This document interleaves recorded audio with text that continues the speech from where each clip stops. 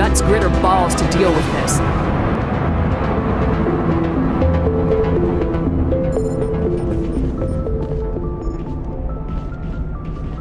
Nice ship you've got, Shepard.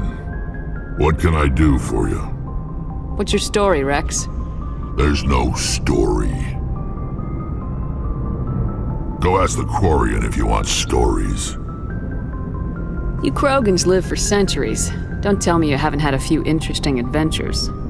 Well, there was this one time the Turians almost wiped out our entire race. That was fun. Yeah, they tried the same with us, but we fought them off. It's not the same. Seems similar enough to me. So your people were infected with a genetic mutation? An infection that makes only a few in 1,000 children survive birth? And I suppose it's destroying your entire species? You're still here. Can't be all that bad. I don't expect you to understand, but don't compare humanity's fate with the Krogan.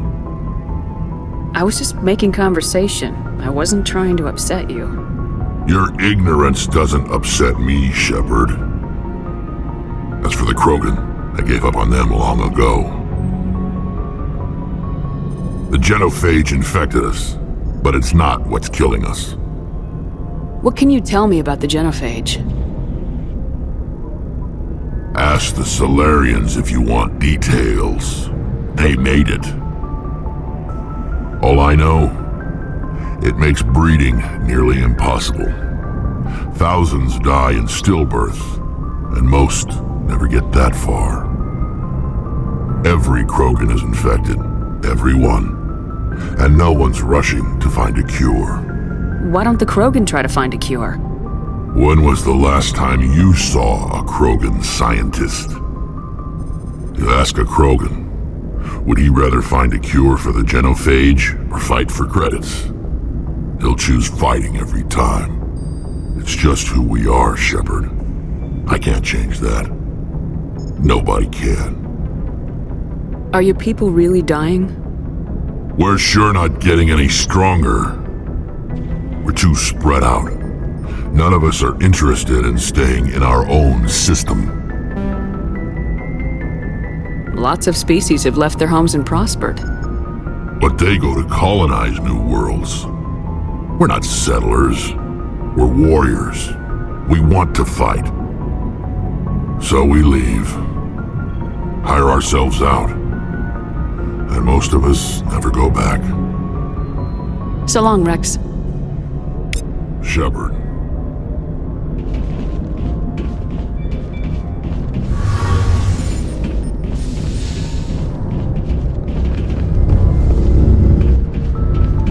Hey, Commander, you know that Quarian, Tali?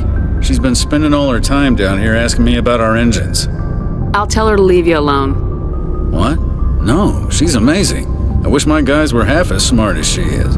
Give her a month on board and she'll know more about our engines than I do. She's got a real knack for technology, that one. I can see why you wanted her to come along. I figured she'd be a real asset to the team.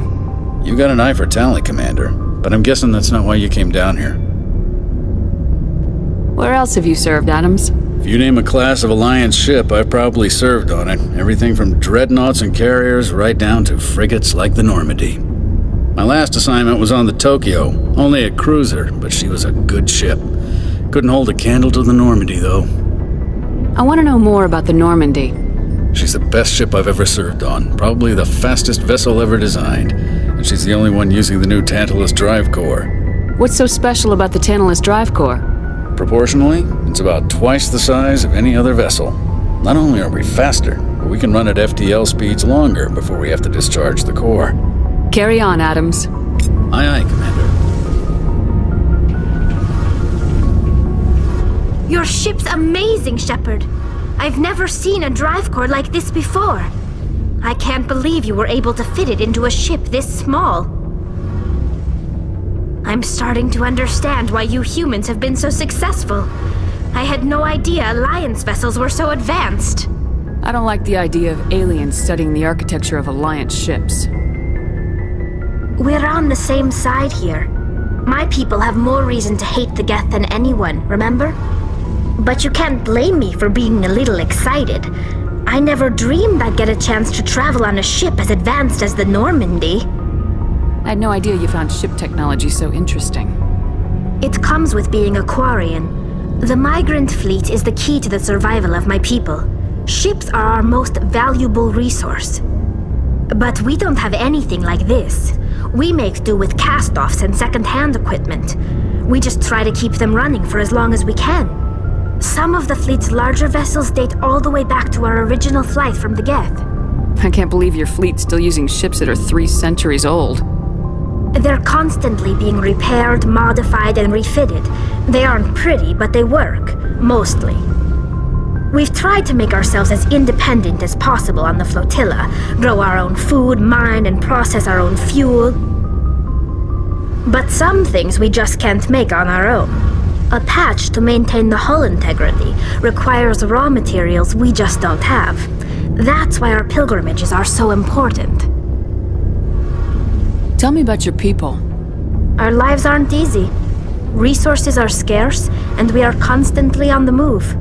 Everything we do must in some way contribute to the continuation of the migrant fleet. There are 17 million Quarians in the flotilla, and each of us relies on the others for survival. The bonds among my people are strong. Unfortunately, we have had to surrender many of the freedoms and civil liberties other species take for granted. What kind of freedoms? Well, it's illegal for parents to have more than one child. If our population grows too much, it would strain our resources to their breaking point. Of course, we also can't allow our numbers to become too few. If our population is in decline, the rule against single births is temporarily repealed. In extreme cases of population decline, incentives are even offered to encourage multiple births, though the Conclave hasn't had to take such measures in nearly a century. That's your government. The Conclave is our civilian branch of government. Each ship can elect a representative to serve on the Conclave and make decisions that affect the fleet as a whole. On matters that affect an individual ship, however, the captain has the final say. It's a tradition that dates back to the early days, when the fleet was governed by martial law. Fortunately, most captains nowadays are smart enough to have an elected council from their crew to give them advice and guidance. So the ultimate power rests with elected officials? In practice, the Conclave and the respective council for each ship tend to set the rules that govern our daily lives, but in theory we are still under military jurisdiction. The 5 top-ranking military officials in the fleet serve on the Admiralty Board. These 5 have the power to overrule any decision by the Conclave in case of emergency. To do so requires unanimous agreement among the Admiralty, and they can only do this once. After that, the entire board must resign their posts. It's a safeguard that served us well. In nearly 3 centuries, the Admiralty Board has only overruled the Conclave 4 times. I should go. See you later.